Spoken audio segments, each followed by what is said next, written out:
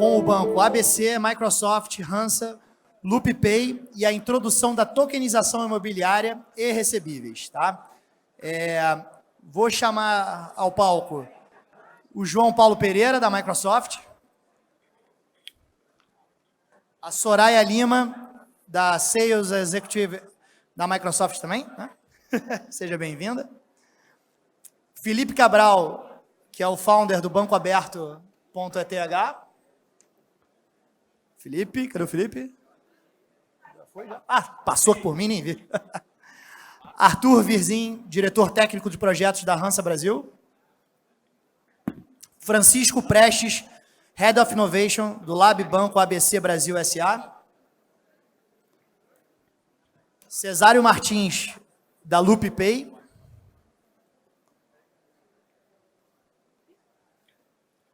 Alô? Beleza. Oi, pessoal. Boa tarde. Esse horário ficou um pouquinho ingrato, né, para o nosso painel. Alguns devem estar ainda voltando do almoço, outros ainda com fome, saindo. É um prazer estar aqui com vocês. Vocês estão realmente a fim de saber sobre tokenização, real digital, finanças descentralizadas. Vocês estão, sim, no lugar certo. Eu sou Felipe Cabral, vou falar com esse time de feras aqui hoje. Espero que vocês gostem bastante. Eles já foram devidamente qualificados. Então, para não atrasar muito, eu vou seguir direto para as perguntas, tá bom? A gente vai ter aqui um pouquinho de fala de cada um e, no final, algumas considerações finais. Vamos começar, quero começar com vocês pelo Francisco, né? Que está aqui na nossa apresentação como Jader, mas eu já fiquei sabendo que é mais correto chamar ele de Chico, né, Chico? Verdade, se falar Jader... Então tá bom. Francisco, eu queria que você começasse comentando um pouco para a gente como é que você está enxergando. Primeiro, contar um pouco da sua função lá no ABC, né? O que você faz lá, o que é lidar com inovação dentro do Banco ABC.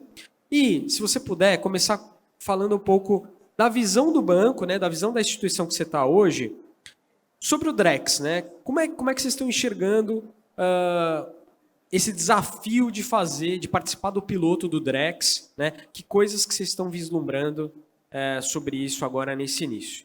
E aí depois a gente passa para o Arthur e seguimos, tá bom? Perfeito.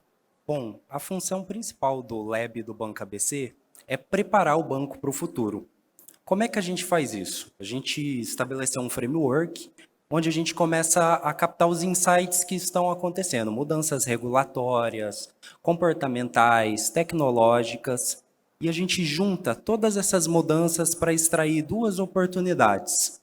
Uma de melhorar os modelos de negócio que nós já temos e outra de gerar novos modelos e oportunidades para que o banco trabalhe. E é justamente por isso que o projeto do Drex está no laboratório de inovação. Porque a gente, pela primeira vez na história, a gente vai ter um dinheiro digital de fato. A gente está vivendo um momento tecnológico que vai gerar N oportunidades de negócios e muitas mudanças comportamentais. Eu gosto de dar o exemplo do modelo Netflix. A gente, há algum tempo atrás, eu não sei, eu já li sobre isso, porque eu sou muito jovem. Quando a gente queria assistir um filme, a gente ia até a locadora, via a disposição dos filmes na prateleira, pegava um filme fisicamente, ia até o caixa, pagava, ia para casa, assistia, devolvia. Um processo 100% analógico. Depois, alguém veio com uma sacada, teve Netmovies, até a própria Netflix veio com esse modelo inicialmente, e só pegou essa experiência e mandou para o mundo digital. Ainda tinha prateleira, ainda tinha o checkout, você ainda tinha que pagar pela locação do filme, mas era simplesmente uma forma de transformar aquela operação analógica em uma operação digitalizada. Por quê? Porque eu estou simplesmente replicando aquilo que já existe. Então, o meu universo de possibilidades ainda é muito limitado, embora eu possa aumentar a escala. Quando eu falo de uma operação digital, é o modelo Netflix de hoje. Você liga o seu aparelho, conecta da onde você estiver, tem as prateleiras ali ajustadas para o seu gosto, você não tem que passar em checkout, você assiste o quanto você quiser, e eu poderia ficar citando features e features e features aqui que a Netflix tem e que vai poder ter. O Drex é isso, mas com dinheiro. Você vai poder ter um dinheiro programável para que você tenha negócios e modelos de negócios para atender cenários completamente escaláveis e também personalizáveis para cenários específicos. Então, é basicamente isso que nós fazemos e isso que nós enxergamos. Muito bom. Depois você vai contar para a gente como é que vocês pensam em acelerar, né, a adoção do Drex com todas essas características. Eu vou passar um pouquinho a bola para o Arthur. Arthur, você pode falar para a gente o que a Ramsa faz exatamente, né? Para quem ainda não conhece, né, o trabalho da Ramsa, conta um pouquinho. E também, como é que, por exemplo, plataformas de tesouraria ou de outros modelos podem facilitar essa integração de moeda digital com o cliente, esse tipo de coisa? Não, perfeito.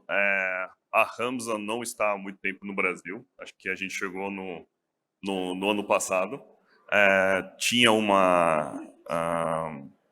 já uma operação nos Estados Unidos e na Ásia e Pacífico. E, basicamente, a gente começou com uma plataforma de tokenização, né, oferecendo plataforma white label para originação, para distribuição, e foi muito repentina a nossa entrada primeiro para a iniciativa Next da Fenasbac, depois para o Real Digital, junto com um consórcio, e a partir deste momento a gente chegou a desenvolver a nossa plataforma de tesouraria. Então, uma vez que numa das primeiras reuniões no Banco Central, quando começou essa discussão do Real Digital, a gente chegou a fazer um pequeno sandbox, né, mesmo não entendendo todos os detalhes ali do STR, etc., e fizemos uma pequena... Como seria, né, essa maquete, vamos dizer assim, essa prova de conceito, que teria um banco A, banco B, também uma visão do Banco Central, como ele veria isso. Então, a gente até trouxe na nossa submissão um exemplo de como isso poderia funcionar.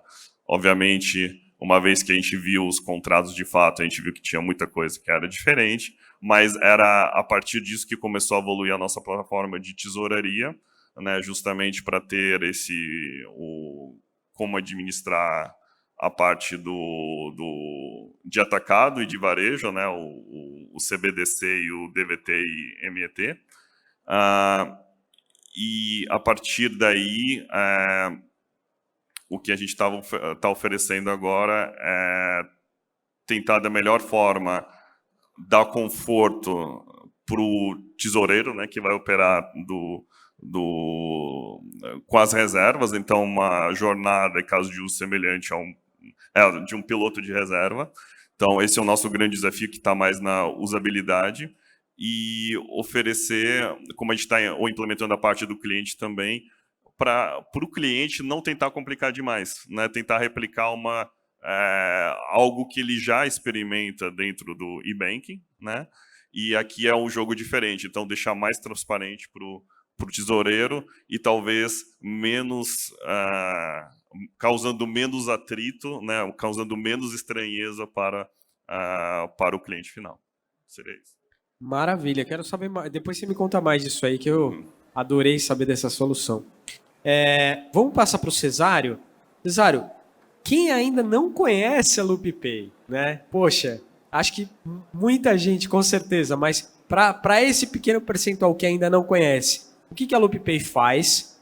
E se você puder, explica um pouquinho o que é exatamente, né, o conceito de vocês de wallet, de agregador. Acho que é essa a palavra-chave. Que muito pouca gente compreende de fato a função de um agregador, os potenciais que ele tem. Se puder dar uma pincelada para a gente nesse assunto, seria ótimo.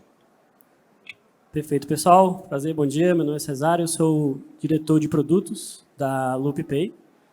E na LoopPay, basicamente, a gente facilita a entrada no mundo de ativos digitais. A gente tem duas áreas. A gente tem uma área B2C, E nessa área B2C, a gente tem uma carteira, um aplicativo, que você consegue ver como está todos os seus ativos digitais em várias blockchains. Então, você facilita o acompanhamento do teu portfólio. A gente está servindo muito bem esse cliente que é o Web3 nativo, que tem várias MetaMasks, enfim, ele tem vários ativos distribuídos em várias redes. E no nosso B2B, a gente tem uma carteira. Então, da mesma forma que a gente acredita que as pessoas deveriam facilmente entrar no mundo de ativos digitais, as empresas também. Empresas e instituições financeiras, né? Então, a gente está junto no DEX aqui com o consórcio. A gente tem uma carteira MPC, tem uma carteira que é super segura e fácil de ser utilizada para os desenvolvedores que vão integrar isso nos sistemas. E dessa forma a gente consegue, né, deixar muito simples aí também as empresas entrarem nesse mundo de ativos digitais. Muito bem, ó, o jogo está se formando aqui, né? A gente tem banco, a gente tem um provider de tecnologia para blockchain, a gente tem um provider de tecnologia para gerenciar fundos e tesouraria, uma carteira. Quem não conhece a Microsoft, né? Acho que dispensa apresentações.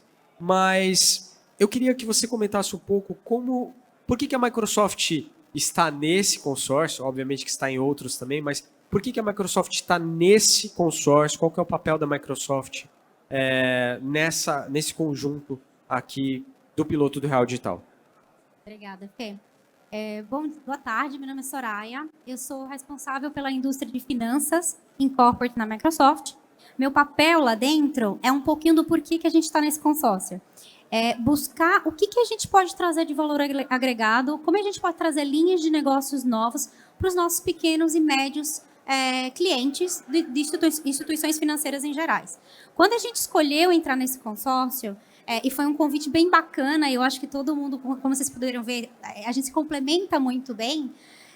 A ideia foi, que cliente é tecnológico o suficiente para embarcar em uma busca de tecnologia nova, aberto o suficiente para buscar planos de negócios novos, como a gente, Microsoft, pode agregar não só na tecnologia, mas principalmente como o banco faz mais dinheiro.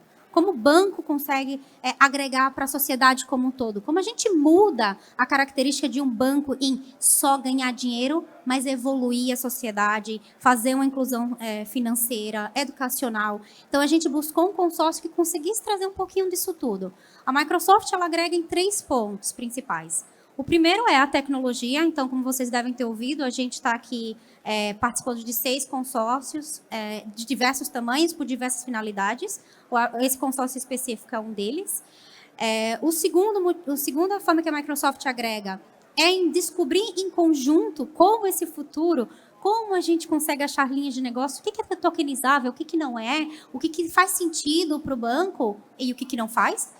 E terceiro, e por último, não menos importante, é como a gente consegue ajudar a regulamentação, os regulamentadores, as criações, como a gente consegue discutir em conjunto com o Bacen, CVM, outras instituições, para ajudar realmente não só os grandes bancões, mas também as pequenas e médias empresas. Tá bom? Maravilha, maravilha. E aí, outro gigante da Microsoft. Eu brinco com os meus amigos que quando eu crescer, eu quero ter o currículo igual ao do João. João, a gente sabe que nesse piloto do Real Digital tem 3 aí, digamos, temas majoritários, né? É a questão da programabilidade, a questão da segurança, a questão da privacidade. Em detrimento de outros que poderiam estar agora também, mas esses 3 precisam ser feitos agora durante o piloto para garantir que lá na frente a gente tenha mais sucesso com a iniciativa. E aí, pensando em privacidade, né, confidencialidade, em segurança, eu acho que o papel de vocês agrega muito. Mas eu queria te ouvir em relação a isso, como esses problemas exatamente podem ser atacados, assim, como é que vocês criaram soluções para atacar essas 2 vertentes específicas, né, de privacidade, confidencialidade e segurança? Vou tentar não ser repetitivo, né? Em outra eu falei um pouco sobre isso, mas eu vou tentar fazer um stand-up aqui com as tecnologias que estão envolvidas aqui, né? Nosso amigo aqui falou de um acrônimo chamado MPC. Isso é bem interessante, que é uma maneira de fazer uma proteção, por exemplo, da carteira, da chave, né? A chave, quando nós falamos aqui em custódia, né, teremos que falar da custódia da chave, que vai proteger toda aquela seus ativos, tá? Então, a proteção daquela chave, por exemplo, com uma tecnologia de MPC, é factível de você elevar a barra da segurança do seu ambiente. E aí, nosso amigo, eu tenho trabalhado muito com a Hansa para fazer o ambiente de comunicação desde a plataforma de tesouraria, né? Aliás, na verdade, desde a carteira, utiliza a plataforma da tesouraria e aí você mantém aquele ambiente confidencial. Só para compartilhar com vocês aqui um spoiler, em paralelo aqui, nas madrugadas e finais de semana, fizemos teste com o Tessera, primeiro teste, só que o Tessera não é factível de ser implementado dentro do Drex. Iniciamos testes agora, por exemplo, com ZKP Nova, então é uma outra técnica. Eu até falei no outro aqui, vou até repetir para vocês, a Microsoft ela tem um centro de pesquisa, então contrata sempre pesquisadores ao redor do mundo para criar novas soluções. ZKP Nova é uma delas, tá? Que seria factível, é uma possibilidade real de ser aplicado, por exemplo, no piloto do Real Digital. Tá?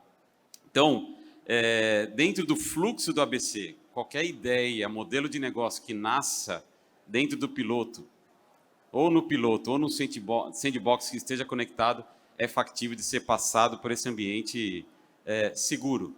Desde a carteira do meu amigo da LoopPay, pela plataforma de tesouraria, e sempre no ambiente seguro.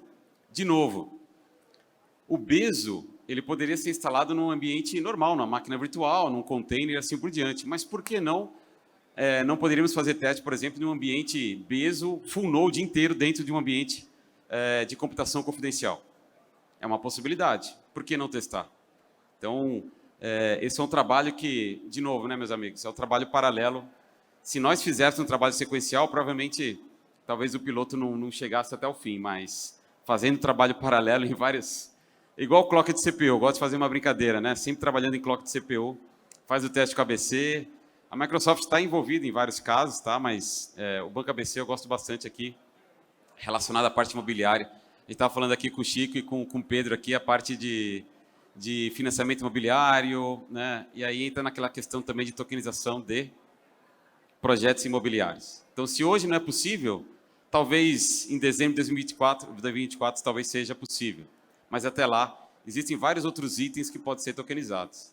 Mas, de novo, essa balança da segurança e da privacidade nunca pode ser afetada. Maravilha, maravilha. Então, já que você falou sobre esse tema da tokenização, vamos puxar essa bola aqui com o nosso provider financeiro, que é o Chico. A gente está vendo há alguns anos vários projetos sendo tokenizados em infraestrutura pública, certo? Então, tokens ERC20 na Ethereum, em outras chains aí, tokenizando vários tipos de ativo. Mas, dessa vez, vai ser a primeira oportunidade que a gente vai ter de tokenizar coisas numa infraestrutura com moeda digital do nosso Banco Central ou com moedas tokenizadas de bancos privados no Brasil. Chico, quais produtos vocês estão vislumbrando construir nessa área de tokenização? Né? Como é que você enxerga aí esse mercado? Se você puder citar nominalmente quais áreas vocês têm mais foco, né? E eu queria saber também se isso vai expandir negócios no Banco ABC a partir do momento que vocês tiverem esses produtos tokenizados na casa. Isso vai gerar mais business? Não vai? Como é que você pensa? Como é que vocês têm pensado em termos de oportunidade nova para o mercado tokenizado? Tá. Pode parecer um clichê o que eu vou falar, mas tudo que a gente tem feito é pensando em melhorar a experiência do cliente. Por isso nós optamos por buscar os melhores parceiros que a gente conhecia dentro dos seus segmentos. Por isso a gente tem optado por desenvolver a nossa arquitetura, a nossa infraestrutura e a forma de como a gente pensa em produtos também para esse futuro. O ABC tem trabalhado nesse segmento de inovação e tecnologia, principalmente no setor de energia, que a gente tem a nossa comercializadora de energia. Nós temos trabalhado também em M&A, que é uma competência que o banco é até reconhecido por outros players por também atuar. É um segmento super interessante para a expansão de negócios. e também, é evidente, o setor imobiliário, que é um target super importante. Imagine um caso real, que você tenha um imóvel ali comercial e você precisa fazer a transferência dele e você não é dono daquele imóvel como um todo. Se você olhar no cenário atual de hoje, analógico, você vai ter que trabalhar com tantos intermediários, com tanta documentação, com tanta coisa, que é mais fácil a gente abraçar esse sonho que o João acabou de nos falar, de repente, em 24, que eu acho que tem 24, você não terminou de transferir. E o porquê a gente está olhando para isso? Mas um banco está olhando em desintermediação, está olhando no mercado imobiliário, é porque essa é a visão do ABC para o futuro. Que os serviços só devem ser cobrados ali, só devem ser remunerados para pessoas que realmente agreguem valor à operação. Você não tem que ficar pagando um intermediário ali que não está contribuindo para que aquela operação, aquele modelo de negócio, que ele seja rentável ou que ele traga um benefício direto ou para o seu usuário ou para a sua empresa. O Banco ABC, em especial, é focado no segmento PJ. Então, respondendo de forma mais objetiva, a gente, sim, está redesenhando a experiência do usuário. No caso do ABC, o nosso usuário é empresas, então, caracterizar essa persona é um pouco mais desafiador, embora nós tenhamos os nossos segmentos ali bem delimitados, que nós atuamos, e os segmentos mais interessantes que nós enxergamos no horizonte é o de M&A, o de energia e o imobiliário. Perfeito, maravilhoso, maravilhoso. Então, eu vou voltar aqui um pouquinho para o Arthur e para o Cesário, começando com o Arthur, que é o seguinte, né? A gente fica tendo essas ideias aqui o tempo todo, mas não sabe o tanto que o pessoal do back-office sofre para, no fim das contas, fazer a coisa acontecer, gerenciar tudo isso, né? Muitas vezes, em muitas empresas, muitas ocasiões, o trabalho do back-office ele acaba sendo negligenciado ou deixado um pouco de lado em detrimento das soluções diretas para o cliente e tudo mais, né? E vocês estão muito focados em pensar isso, né? Em construir esse tipo de solução. Eu diria até que no mercado tradicional também a gente não tem soluções, digamos assim, matadoras para o universo de back-office, tesouraria, etc, etc.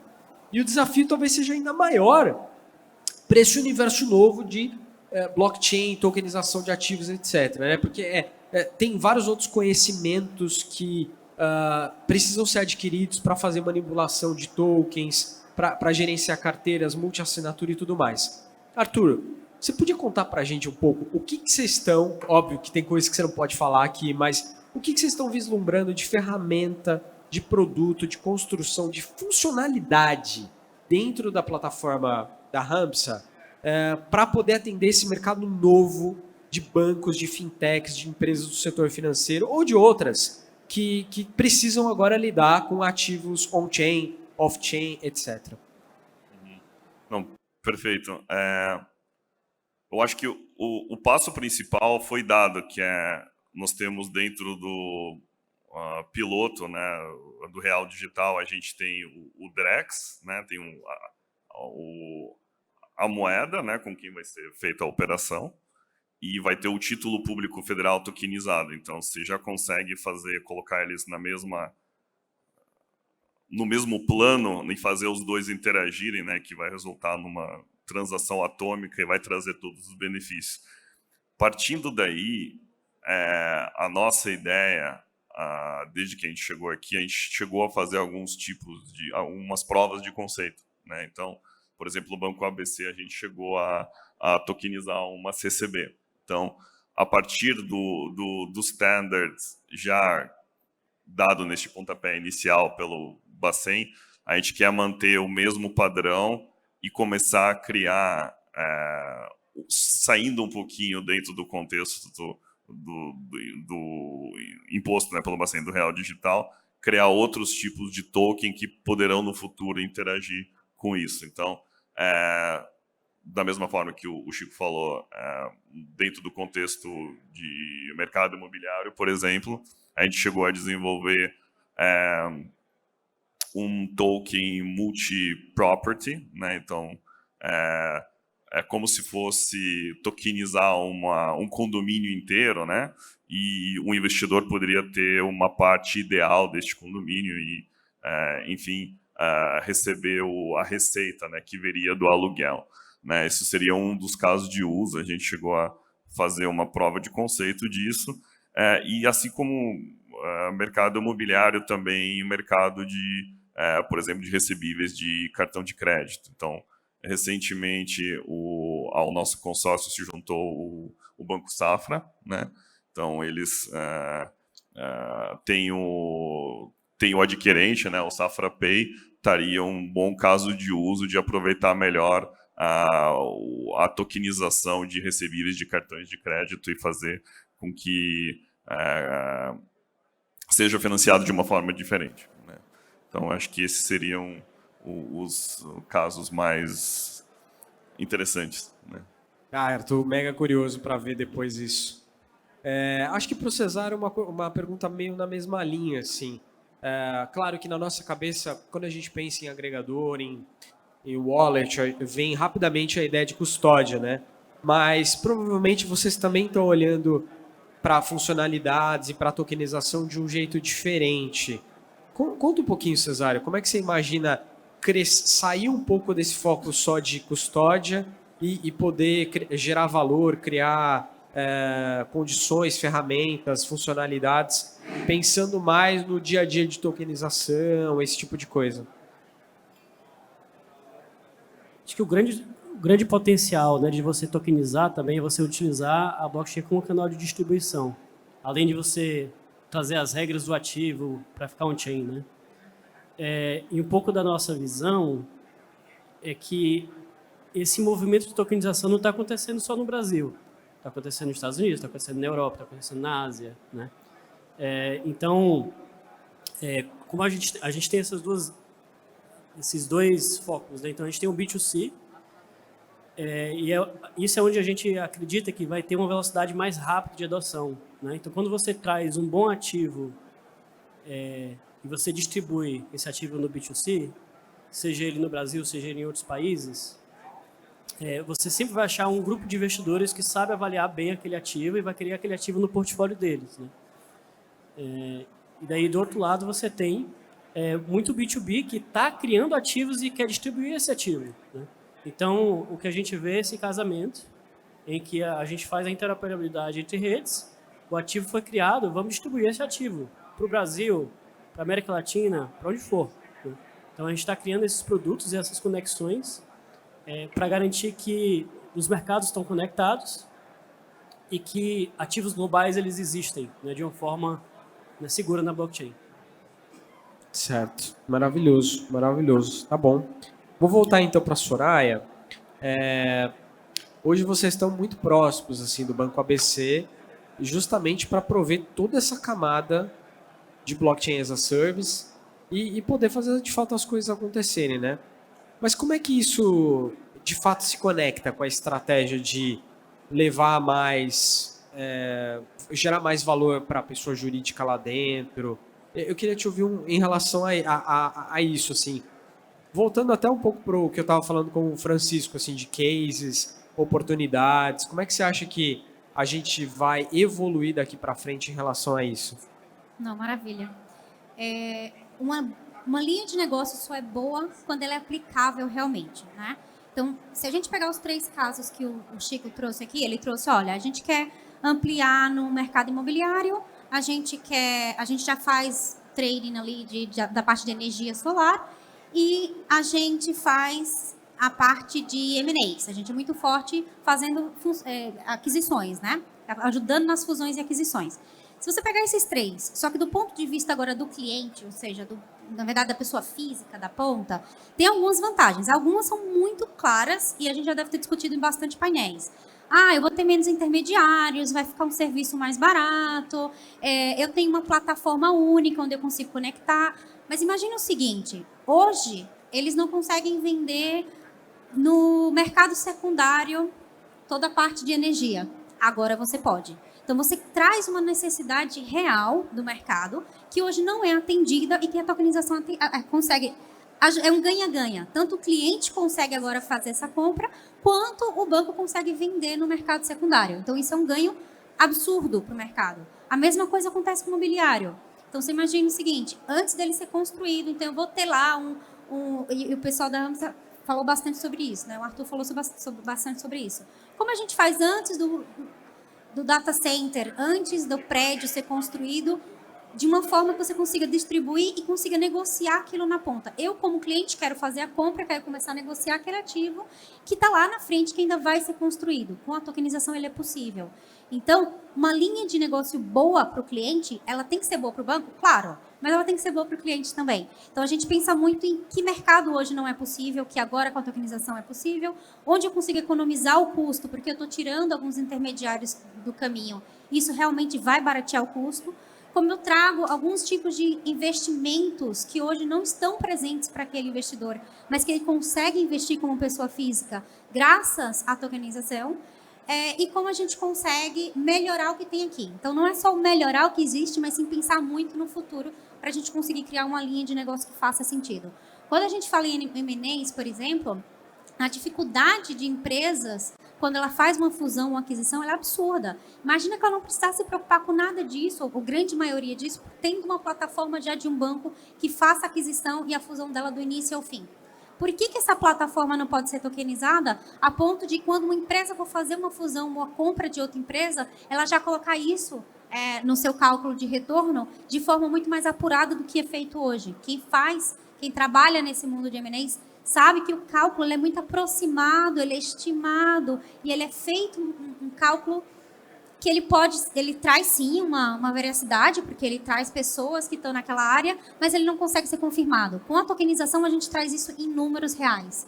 Então, para a pessoa jurídica, a gente vê claro ali, redução de custo, projetos que hoje não estão na mesa, que eles podem comprar, acesso melhor a vários tipos de investimento, que hoje também não estão disponíveis, e, com certeza, você conseguir vender e fazer mais negócios que hoje você não consegue fazer, porque você tem que esperar um ativo ser efetivado. Muito bem. Vamos voltar então para o Tech Monster. João, a palavra mágica aqui, interoperabilidade. Interoperabilidade, Joãozeira. Bom, tem toda essa questão de por que isso é importante e tal, que é o feijão com arroz, mas eu queria explorar um pouco mais esse tema com você, que é até uma questão que já me perguntaram várias vezes e as pessoas têm ideias muito diversas a respeito disso. Imagina a seguinte situação, pense aí na cabeça de vocês. Você tem a sua conta no banco e você vai conseguir mintar, digamos assim, para usar um vocabulário mais que a gente usa em blockchain no geral, o seu real tokenizado. Aí você vai poder fazer operações com esse real tokenizado. Eu ainda não consigo usar as siglas, tá? Eu ainda falo do jeito que a gente falava no começo do ano. Mas aí o João tem conta lá no outro banco e eu quero ou preciso mandar os meus reais tokenizados para ele por algum motivo. Vai dar para fazer esse wallet out, João? Como é que é essa modelagem desse negócio? Dá uma brincada aí com essa imagem que eu criei aqui para a gente falar sobre isso. Beleza. Inclusive, essa semana vão começar os testes com título público federal tokenizado, né? Então, o Banco Central já meio que imputou na carteira de alguns bancos já participantes vamos dizer assim, uma integração direta ali para começar a fazer, inclusive, esse swap, né? Aí vai ter um leilão, vai ter todo um processo. Então, além da privacidade e confidencialidade, a palavra interoperabilidade, né? Nós estamos aumentando o nosso nível aqui do dicionário, né? É extremamente importante.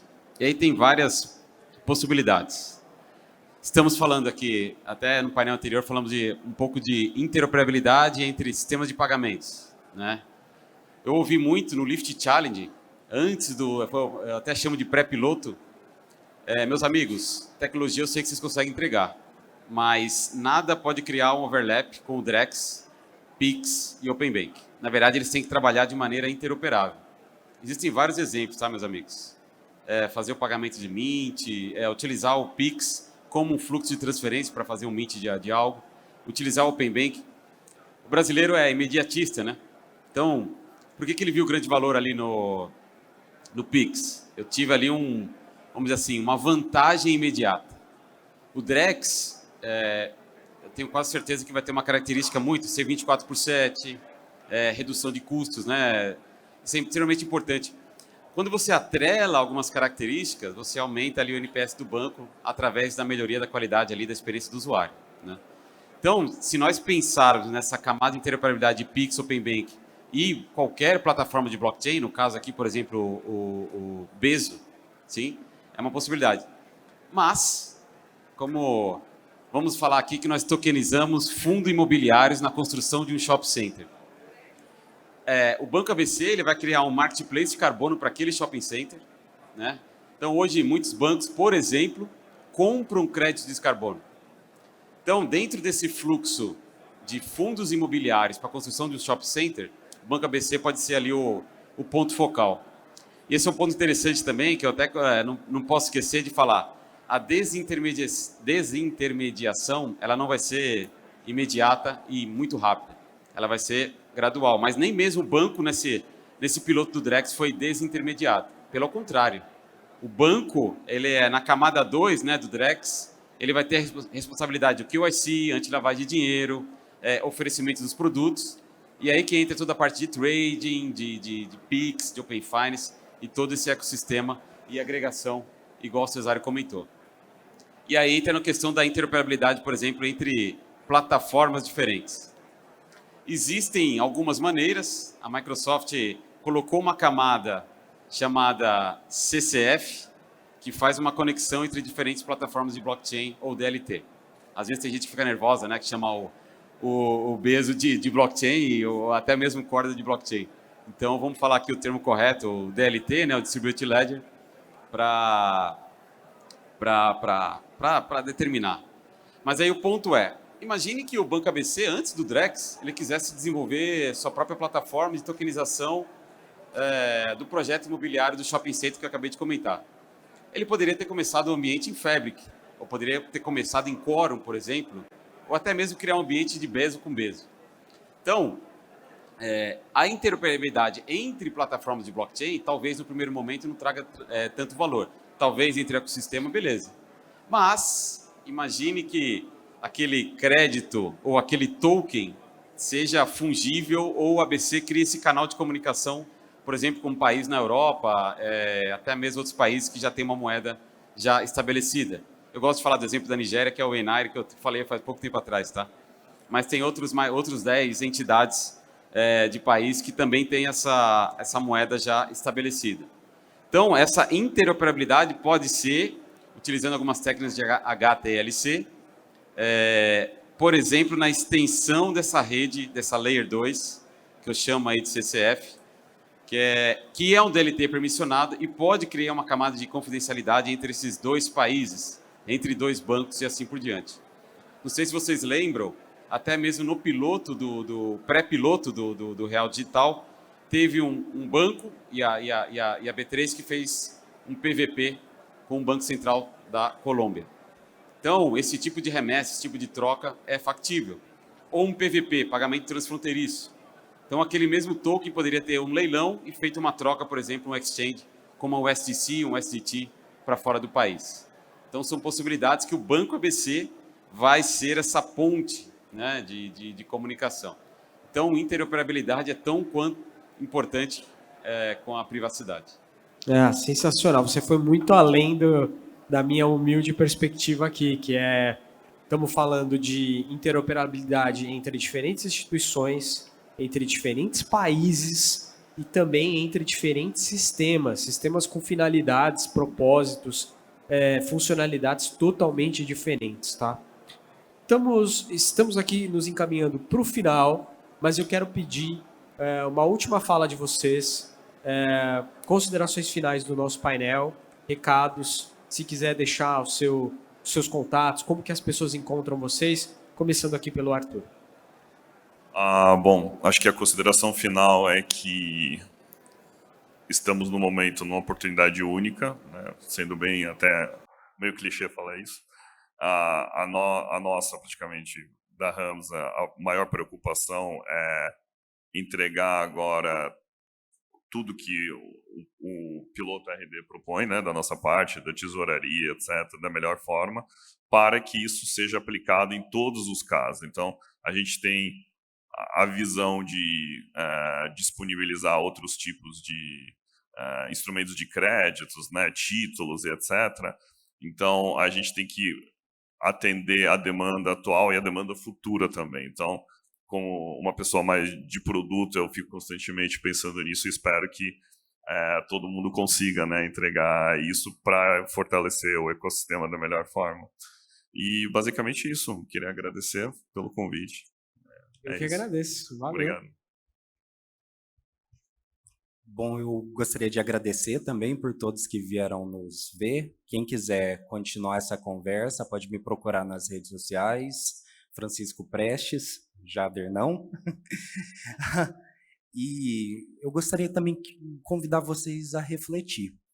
A gente está vivendo um momento único, tal qual foi a Web 1, a Web 2 foi muito mais de usabilidade.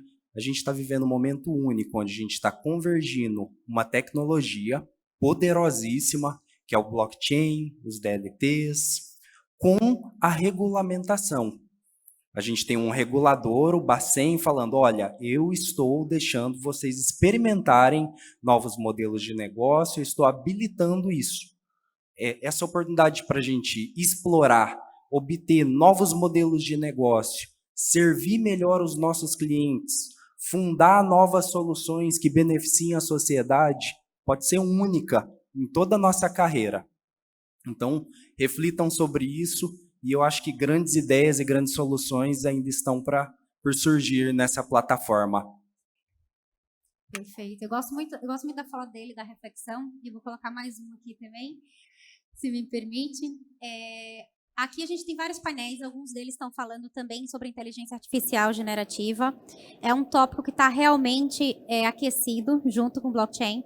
Quem quiser conhecer um pouquinho melhor de como a gente pode colocar inteligência artificial generativa e DREX, blockchain, tokenização, faz parte do consórcio, e o ABC ele já está experimentando o uso ativo da inteligência artificial generativa dentro do Microsoft OpenAI, para fazer construção e desenvolvimento de contrato inteligente, para fazer customização para cliente específico. Então, quando você conhecer um cliente que está fazendo uma compra, uma aquisição de um token, quem é aquele cliente, o que é diferenciado, por que eu não ponho a inteligência artificial a favor da gente acelerar e colocar uma coisa mais customizável. Então, quem quiser conhecer um pouquinho melhor, não só sobre esse tópico da inteligência artificial, mas do consórcio em si, a gente passou por muita coisa, deu errado muita coisa, a gente está aprendendo muito no caminho, tecnologia que funciona, que não funciona, joga aqui, tira daqui, e a gente tem uma obrigação moral perante a sociedade de a gente expor um pouquinho e a gente conseguir ajudar uns aos outros. É um tema difícil, é um tema complexo, e está todo mundo aprendendo junto. Então, não só falo pela Microsoft, mas tenho certeza que por todo o consórcio. Se vocês quiserem bater um papo e conhecer um pouquinho melhor, a gente está super disponível, tá bom? Obrigada pela presença e pelo convite, Felipe. Você é super rápido aqui, tá? Agradecer esse grupo aqui, sensacional. Deixar a Soraya deixar a bola pingando, eu vou comentar quem gosta de Terraform, quem gosta de desenvolver. O OpenAI pode facilitar todo o desenvolvimento ali dos códigos ali em Solidity para criar os contratos inteligentes. É uma possibilidade, tá? Então, dá para fazer uma combinação. E uma coisa que é o ritmo da inovação e do pioneirismo, né? Falamos de vários modelos de negócio, mas quem tiver ali a coragem de aplicar aquilo no conceito para melhorar o NPS do banco e melhorar a experiência do usuário, acho que vai chegar, e aí várias ferramentas aí podem facilitar essa jornada. Pessoal, e para fechar aqui, eu acho que a gente está muito cedo nessa nova onda, né, de ativos digitais de blockchain.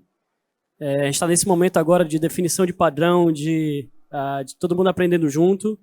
Então, até um negócio muito legal do nosso consórcio foi, o objetivo primário era, cara, vamos ter conhecimentos, vamos distribuir conhecimentos, compartilhar.